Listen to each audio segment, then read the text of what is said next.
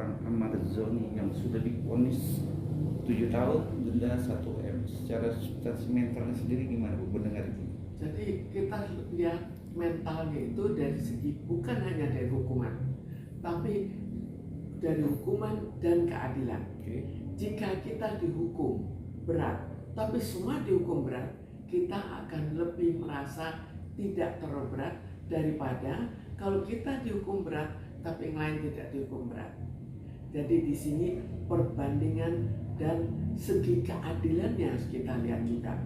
Jadi contohnya Ahmad Zoni misalnya divonis berapa? Kalaupun itu benar, kebenaran itu pun banyak masih diragukan. Jadi tapi anggap saja itu benar. Kalau itu benar, ada banyak benar yang lebih besar daripada itu. Tapi yang lebih besar, kenapa tidak divonis di Nusa Kambangan? Itu kan salah satu contoh. Lalu kita lihat lagi, pemasok lain, kenapa tidak dicari? Usutlah sampai tuntas, sehingga akhirnya merasa ini adil. Memang yang lebih berat dari saya semuanya masuk Nusa Kambangan. Kan itu ada suatu rasa, ya walaupun dia berat, menderita, tapi masih ada rasa keadilan. Kalau di sini kemungkinan merasakan keadilan itu tidak ada. Apa yang melihat Ibu secara mental seorang Ahmad Zoni merasa dari kacamata Ibu sendiri tidak ada keadilan dengan tuntutan 7 tahun? Karena itu kita lihat kalau orang dihukum tanpa keadilan rasanya bagaimana? Mana yang lebih berat? Dihukum karena perbuatannya sendiri atau dihukum di mana misalnya semua yang sama-sama tidak dilakukan apa-apa. Kan rasanya ada rasa kekesalan di samping masalah hukumannya. Oke, tapi kan dalam proses vonis itu kan berbeda-beda, ada yang 4 tahun, ada yang 5 tahun, ya kan? Ahmad Zoni tertinggi dan 4 itu menerima dengan vonis itu. Ahmad Zoni masih berpikir-pikir secara kasat mata atau secara psikis mental, yang 4 aja udah menerima, gimana Bu? Kita tidak tahu kan ada apa di balik ini, karena terkadang ada banyak hal yang ada di balik itu, termasuk misalnya mungkin saja ada yang mengatakan, oh nanti pasti bisa direvisi dan jadi berapa. Apakah juga ada pada Ahmad Zoni? Atau Ahmad Zoni dari awal sudah ditargetkan dari pihak mafia? Itu juga kita tidak tahu kan. Kalau itu terjadi, jelas akan lain sekali perasaannya. Proses dengan tuntutan 7 tahun 1 M, apalagi dengan denda 1 M, terpikir nggak sih Bu untuk membalikan atau mengganti rugi? Untuk ganti rugi, untuk membayar, apakah punya bayarannya? Karena dengan 7M harta habis, dia tetap masuk Nusa Kambangan. Lalu setelah nanti bebas, bagaimana? Apa yang harus dilakukan? Itu kan juga harus berpikir dengan proses mendenda 1M yang harus dibayar. Kalau tidak 120 lebih untuk menjalani proses itu. Namun dalam detik-detik 7 hari ketentuan ingkrah kekuatan hukum untuk banding atau tidak, dia akan berpikir banding nggak sih Bu? Sekarang banding itu serba salah kan, dia mau banding dari segi apa? Apakah dengan banding bandingannya bisa diterima? Apakah dia akan membongkar apa yang ada? Kalau membongkar, apakah hukumannya diperberat atau hukumannya diperingan? Itu kan juga tidak jelas. Ini kita lihat secara fakta ya. Jangan dilihat dari segi kebenaran. Tapi secara fakta, bagi siapa yang membongkar sesuatu yang hubungannya dengan pejabat-pejabat negara, apakah atau hubungannya dengan mafia, apa hukumannya bisa diperingan? Ini kira-kira pemikirannya sama juga kan? Dengan pemikiran dalam konteks hukuman itu kan juga nggak bisa dibedakan atau bisa dibedakan dengan hukuman yang terindikasi banyak oknum-oknum bermain. Dalam proses seorang Ahmad Zoni terindikasi 3 kali itu kan juga menguatkan hukum bahwa dia bersalah Bu dalam konteks ini. Ya, karena itu kita bukan persoalan bersalahnya, apalagi sebagai pemakai. Dia sudah ngaku kok pemakai. Dia pemakai sampai berulang kali. Ya kalau dari segi pemakai saja kita kembali mempersoalkan kenapa tidak direhabilitir. Tapi mau dikatakan salah ya salah, memang salah. Itu tidak bisa diingkari lagi bahwa dia seorang pemakai. Tapi dengan tuntutan 7 tahun, melihat dalam seorang Amazon nih lebih tertekan dong Bu, karena mindset banyak berpandangan kan harusnya direhab pemakai, tapi pada akhirnya dituntut 7 tahun gimana Bu? Sekarang akan kecewa ya, tapi apakah kekecewaannya tidak akan lebih kecewa jika akhirnya mempersoalkan atau membongkar dan akhirnya dia malah lebih ditekan lagi, hukumannya diperberat? Kan kita tidak tahu, semuanya itu antara ya dan tidak. Tapi kekuatan hukum itu udah jelas Bu, udah diponis. Ya, hukum berat, hukum jelas. Iya. Tapi sekarang persoalannya, jika naik banding, apakah akan diperingan? Nah itu dia. Dengan cara apa dia bisa diperingan? Nah, itu kalau dia. hukum sebenarnya bisa diperingan dengan membongkar. Apakah betul dengan membongkar akan diperingan atau justru akan diperberat? Karena yang dibongkar adalah mafia, yang dibongkar adalah aparat negara juga. Tapi menarik dengan kata banding, dia menerima atau enggak kekuatan hukum dia. Ya itu yang buat jadi penekanan pertanyaan saya sebagai yang meliput dia. Ya. Artinya dia mau nggak dengan banding itu Bu? Kalau dia merasa konteks Ibu melihat dia cuma hanya pemakai, gimana Bu? Itu kita tidak tahu. Orang itu bukan berpikir sekedar oh saya bukan pemakai sehingga saya banding. Tapi orang juga berpikir, misalnya dia hanya seorang pemakai, tapi kalau membanding akan ditekan. Itu tetap menjadi bahan pemikiran kan. Ada rasa ketakutan dengan banding dia? Ya jelas itu akan menakutkan. Coba kita lihat orang-orang yang salah. Itu ya orang yang tidak salah terkadang ngaku saja salah. Itu fakta-fakta kan. Cukup banyak diungkapkan bahwa saya tidak salah, tapi terpaksa saya ngaku supaya tidak dihukum fisik lebih berat. Itulah faktanya. 7 hari akan ada kepastian hukum ingkrah untuk dia bisa dilimpahkan ke Nusa Kambangan.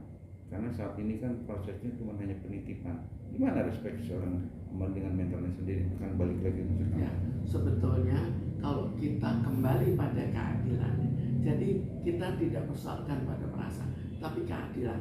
Mestinya untuk Amar Soni juga dan untuk masyarakat pada umumnya.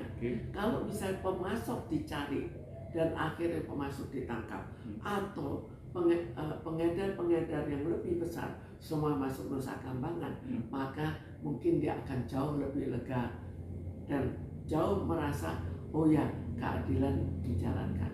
Tapi kan pasal yang dikenakan memang dia pengedar Bu. Ya sekarang karena itu katakanlah dia pengedar. Iya. Tapi banyak pengedar yang lebih besar. Kenapa tidak dinusa kambangan? Solusi secara mental kalau hukuman terberat dan akhirnya sampai Nusa Kambangan, akankah dia lebih berubah? Apakah gimana Bu? Jelas membuat suatu ya rasa lega kan. Oh ya, ya ada segi bahwa dia tidak salah, merasa tidak salah. Tapi ada segi bahwa jika dia memang dianggap salah, maka kesalahan itu memang yang lain, yang lebih besar juga ditangkap, sama-sama ditangkap. Kan rasanya lebih adil kan, daripada oh secara terang-terangan saya sekian gram Nusa Kambangan, yang lain tidak di Nusa Kambangan. Oke, setuju. Apakah merasakan adil? Kita bicara adil, tapi secara mental, psikis mental seorang Ahmad Doli Itu akan sangat mempengaruhi. Masalah keadilan akan sangat mempengaruhi. Keadilan secara mental kalau dia nanti diproses di Nusa Kambangan dengan 7 tahun itu gimana Bu? Secara psikis atau secara kesehatan? Ya karena itu kita juga harus melihat perbandingannya. Kan kalau di suatu negara yang akhirnya hukumannya sangat berat, yang kita harus menerima bahwa hukumannya memang sangat berat di negara itu. Di sini kita coba bandingkan dengan hukuman sesama pengedar. Apakah juga sama? Apakah juga dihukum di Nusa Kambangan? Karena selama ini yang kita ketahui, yang besar-besar pun bisa dibebaskan atau bukan dibebaskan, tapi kita tidak tahu lagi di mana dia dihukum. Tapi jelas bukan di Nusa Kambangan. Tapi rasa ketakutan seorang Ahmad Zoni fokus dengan apa yang terjadi dengan kesehatan dia, dengan mental dia, dan akan balik ke Nusa Kambangan, dan akhirnya dia meminta tidak balik ke Nusa Kambangan. Nah itu gimana, Bu? Ya, sekarang itu permintaan sah-sah saja. Iya. Tapi kalau tidak diberikan bagaimana? Oke. Tapi karena itu bagaimana kalau kita perbandingkan dengan pengedar-pengedar lain? Pengedar dalam arti konteks. Pengedar yang jauh lebih besar. Kalau nggak di Nusa Kambangan. Nah, iya oke lah, untuk ke situ benar. Ini kan proses hukum kan tidak bisa dilihat dari kacamata atau secara sisi mental. Tapi kalau kita bicara sisi mental, Bu, orang bandar besar atau bandar kecil, apalagi untuk 5 gram dituntut 7 tahun denda 1 M, akhirnya dilimpahkan Nusa Kambangan. Nah itu yang membuat jadi pertanyaan saya, akankah mental itu berubah dengan gratis? Jelas mentalnya berat sekali. Dari dulu dia sudah merasakan bahwa di Nusa Kambangan terlalu berat. Betul. Tapi kalau sudah menjalankan dan sudah ingkar gimana, Bu? Itu kan nggak bisa ditolak, itu Bu. serba salah. Kita juga tahu juga kan ada hal-hal yang tidak adil dalam hukuman. Tapi apakah bisa diatasi? Kita tahu bahwa ada yang sampai hukuman mati. Apakah bisa diatasi? Kalau itu putusan dari hakim, kan ternyata enggak. Sebagian kan tidak bisa diatasi. Oke, tapi kalau secara psikiater melihat orang ketergantungan sebuah narkoba dan akhirnya dia di penjara dengan sangat lamanya, walaupun itu vonis diduga positif atau negatif dengan hukuman dia, itu membuat efek jerah nggak sih? Kalau untuk efek jerah mungkin malah siap untuk bunuh diri, atau mungkin siap untuk dibunuh. Kan kita lihat kalau kita terlalu tertekan, kan kita siap bunuh diri. Tapi ekspresinya kemarin saat membacakan dengan ini mematakan bahwa vonis Ahmad Zoni 7 tahun denda 1 M, biasa aja ekspresi muka dia, Bu. Kadang-kadang dia hanya pada saat itu mengekspresikan, tapi setelah itu menangis. Kita tidak tahu. Betul. Jadi jangan dilihat hanya dari saat itu saja. Saat itu memang mempunyai suatu arti, tapi bukan itu suatu penentu dalam melihat seluruh perasaannya. Tapi kan bisa Ibu melihat dalam membaca secara psikiater, namanya orang tuntutan sangat besar, diduga tidak melakukan itu, harusnya kan ada perubahan. Dalam hatinya tetap saja. Kita lihat hatinya atau lihat penampilan. Oke. Jadi Ibu melihat dua sudut. Hati tidak bisa dibohongin dengan raut muka yang biasa-biasa aja. Raut muka hanya sesaat. Tapi hati nggak bisa secara mental untuk menahan selamanya. Saya nggak percaya bahwa dia tidak stres. Dengan kata tidak stres Ibu membaca dia, tapi ekspresi yang kesebar sebuah sosmed, dia masih bisa berpelukan sama kekasih. Dia seorang pemain sandiwara. Jadi dia kan sudah biasa dalam keadaan sedih pun dia bisa menampilkan sesuatu yang baik. Kita tahu bahwa pernah ada kan seorang yang akhirnya seorang selebritis yang akhirnya membuat sandiwara besar, gembira, besoknya bunuh diri. Itu artinya apa? Artinya pada saat itu dia juga sudah stres, tapi berhasil untuk memperlihatkan suatu kegembiraan. Ibu melihat, ini pertanyaan sangat tajam Ibu ya, karena sudah beredar saat orang memprediksi, kata prediksi beda dengan kata psikiater. Tapi prediksi seorang kasus Gumai, ada seseorang narapidana kasus ini bisa terjadi, yaitu kematian di dalam sel. Dengan proses Ahmad Zoni dituntut 7 tahun dari Nusa Kambangan, secara kacamata bisa terjadi, Bu. Bisa terjadi. Di sini ada beberapa kemungkinan kan. Dia bisa demikian stresnya dan akhirnya tidak ada narkoba, jadi bunuh diri. Dia bisa juga dibunuh kan, supaya tidak terbongkar karena dia siap membongkar kan. Tapi kan kalau namanya Nusa Kambangan steril, Bu, kata dibunuh itu kan indikasinya. Kita tidak tahu, kenyataannya juga suka ada pejabat yang saya tahu beberapa pernah ada di luar disinyalir, oh ya sebelum dia keluar dia mati dulu. Itu kita lihat dari beberapa contoh kan.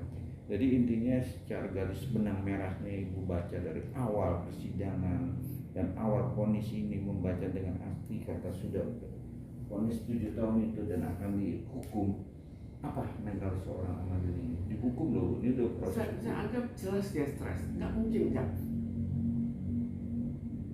Masa dan dulu sudah mengatakan tidak mau kembali ke Nusa Kambangan, sekarang kembali. Tapi stres dalam konteks 3 kali biasa aja dengan 7 tahun ini. Kok ibu bisa membaca dia stres dan sebelumnya bisa membaca juga? Sebelumnya dia kan juga ya mestinya juga stres. Siapa sih yang dipenjarakan dan tidak stres? Itu terbaca Bu, semua apapun yang tersangkanya udah bisa stres Bu. Iya, dia karena dia ditersangka aja, proses hukum berjalan sidang itu bukan akan stres Bu. Ya, jelas akan stres. Apa sih Bu yang membuat orang itu stres walaupun dia baru tersangka? Karena itu stres itu tergantung daripada masalah, bukan hanya dari diri dia, betul, tapi juga dari hukuman salah satu. Tapi bagaimana keluarganya itu hal lain. Betul. Apa yang akan terjadi dengan keluarganya, sampai seberapa jauh dia menganggap sangat tertekan karena keluarganya akhirnya ya mendapatkan suatu hinaan atau apa, atau barangkali kesulitan makan, atau ya mungkin bukan kesulitan tapi jelas kurang jaya. Lalu kita lihat lagi dari rasa keadilan kita, rasa keadilan dihubungkan dengan pengedar-pengedar lain, karena kita tahu banyak pengedar besar yang tidak masuk Nusa Kambangan. Oke, menarik Bu. Secara general ya, poin dari pertanyaan saya sebagai media, ada seseorang tersangka walaupun di bidang yang beda, ya kan? Tapi buat saat ini dia happy dan sering berargumentasi bahwa dia benar, bahwa dia tuh benar. Itu apa sih Bu? Secara karena kita lihat kan sifat kepribadian orangnya juga akan ikut menentukan. Tapi Ahmad Dhani kita lihat kepribadiannya adalah dia stres, dia minum narkoba. Tapi kalau secara general kita baca seorang sudah dijadikan tersangka, tapi belum disidangkan, tapi dia argumentasi di sebuah sosmed bahwa itu dia benar, tidak bersalah. Apakah itu alisasi seorang tersangka itu emang kayak gitu? Bagaimana sih? Sekarang bisa saja dia membela diri, bisa saja itu tidak benar. Karena itu apakah bisa kita lihat dari kata-katanya? Kita juga lihat dari perbuatannya. Kalau saya lihat dia seorang yang tidak mempunyai mental yang kuat sehingga dia memakai narkoba, maka bagaimana kita bisa menilai bahwa dia seorang pemakai narkoba, pengedar narkoba besar? Karena pengedar narkoba besar itu harus punya mental yang kuat. Tidak begitu mudah untuk tidak kuat. Dan kalau mempunyai mental yang kuat, dia juga di penjara pun siap. Kita lihat aja contoh-contoh pemakai narkoba yang betul-betul unggul ya. Tapi kalau dengan bidang beda hukum bukan narkoba sama. Kalau dengan kita harus membandingkan dengan narkoba juga, karena hukum didasarkan oleh narkoba. Tapi selain narkoba, kalau selain narkoba jadi tergantung hukum juga sebagai apa, sebagai koruptor atau fitnah, sebagai misalnya memfitnah, sebagai apa? Memfitnah. Untuk fitnah juga lain, atau sebagai preman itu lain lagi. Nah itu dia. Seorang pembunuh itu lain lagi. Nah dari diri dia sudah kuat mental untuk ya dibunuh juga, itu kan siap. Rata-rata kan siap mental. Tapi kalau memang orang itu pernah menjalankan hukuman dan dihukum lagi dengan proses hukum, itu gimana Bu? Sekarang sebagian merasa jenuh dihukum terus, sebagian ya sudah terbiasa. Tapi jelas hukuman pertama itu selalu membawa suatu dampak yang sangat besar, karena pada saat itu belum merasakan hukuman, tiba-tiba dihukum. Tapi kalau dia ada kok biasa dihukum. Nah itu biasa dihukum. Kalau biasa dihukum, kita lihat lagi kan orang ada faktor kejenuhan. Oh setelah sekian kali dihukum dia sudah tidak kuat mental, itu tetap ada. Gitu. Makanya saya tergiring sedikit dengan opini yang sekarang lagi beredar itu Bu. Dia udah jadi tersangka terus pernah ditahan, tapi dia punya dijadikan tersangka lagi nih. Dengan proses belum ada proses hukumnya, dia masih santai, dia masih membuat opini-opini yang liar lagi Bu. Dia nggak takut Bu. Pada saat itu dia nggak takut kenyataannya. Tapi pada saat itu Oke. barangkali dianggap ya pasti akan bebas.